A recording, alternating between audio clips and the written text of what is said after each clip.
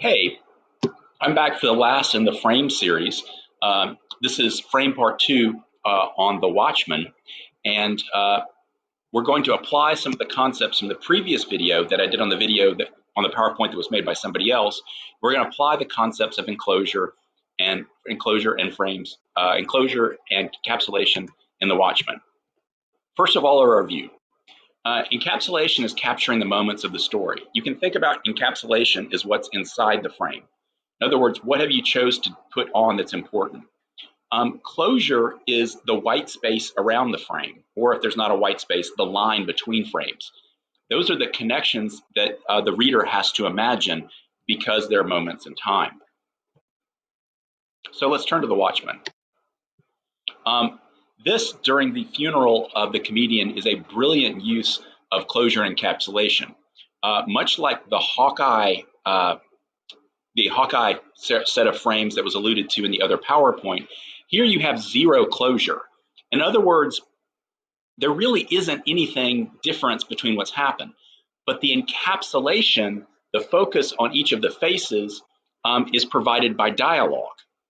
So although it's only one picture, one space that seems to be captured one moment in time, we see instead the suggestion of time because of the dialogue, the sequence, earth to earth, ashes to ashes, dust to dust. And therefore, we get a series of time. There's a unity because you see the three heroes together, but you also see them reflecting on their own on the death of the comedian as time moves on. This is a really brilliant use of the kind of things that comics can provide. So in this section where Dr. Manhattan teleports a crowd to keep them from hurting themselves, we have a great example, again, of using closure and capture. First, we have a variety of shots indicated in the text, and you have the sense that you're seeing it from the hero's point of view. He's in the cool yellow, they're he's in the cool blue, they're in that hot yellow, and you see his frustrations. It then turns on him with a great focus on dialogue, and then we have a great cut because the reader has to focus on what happened in the place between the closure. So the encapsulation shows all the important parts of the scene, and it cuts away all the extra stuff that makes it much more dramatic.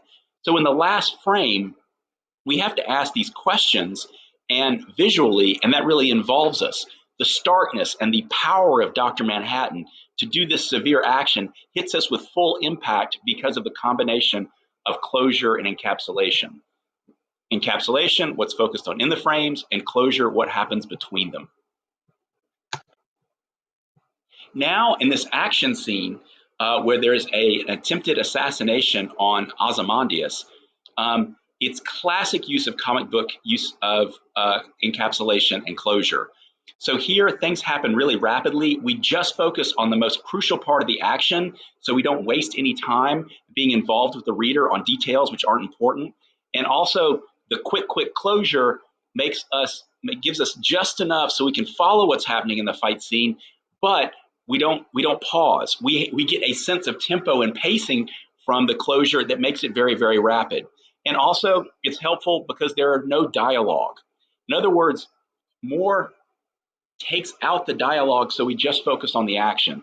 Instead of monologuing and grunts and things like that, it's just pure unadulterated action, which is great for this scene. Again, very good use of changing encapsulation and closure for purpose. So encapsulation and closure are kind of complicated. So I wanted to kind of have a longer summary. First of all, encapsulation is the capturing moments of the story. The time flows between the frames because we don't have access to the time. Now, you can think about this in terms of things we've talked about before, mimesis. Art is always imperfect. Even a photograph is captured in time and captured by a frame. So encapsulation focuses on some things in the frame by excluding others. So the trick of encapsulation is, and this was shown in the previous PowerPoint, is you have to balance showing what is important but also making sure the reader stays engaged and oriented. You almost might think of it as a version of the suspension of disbelief.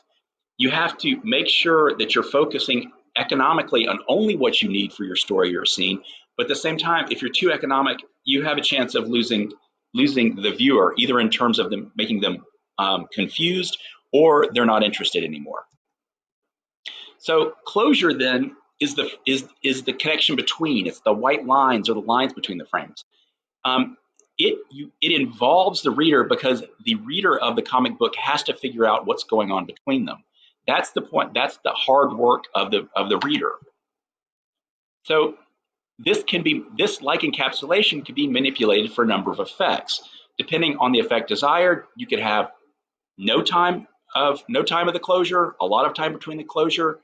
It depends on what do you want. What do you want to give directly, like in a conic fashion? What are you going to give directly in terms of realism of the big triangle of Scott McCloud, or what is more iconic that you want the reader to do the work, right?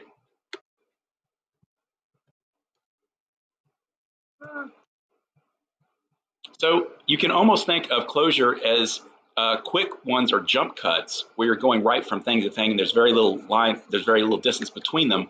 Or you can have montages where you're asking the reader to fall in large amount of imagination. Oh, and lastly, remember design and dialogue can affect encapsulation and closure. So it's not just what put on there, but if you flow dialogue between frames, it actually affects it. So you can use other aspects of comic book design to affect these too, which is fascinating. I don't know if 10 years from now you're going to remember these two terms, but when you see visual things in sequential art or other forms of art, I want you to think about the effects it has. And what you're asked to do as a viewer, what invited to do as a viewer or a reader, and what the author gives to you. And that kind of negotiation makes reading a comic book a very, very rich experience.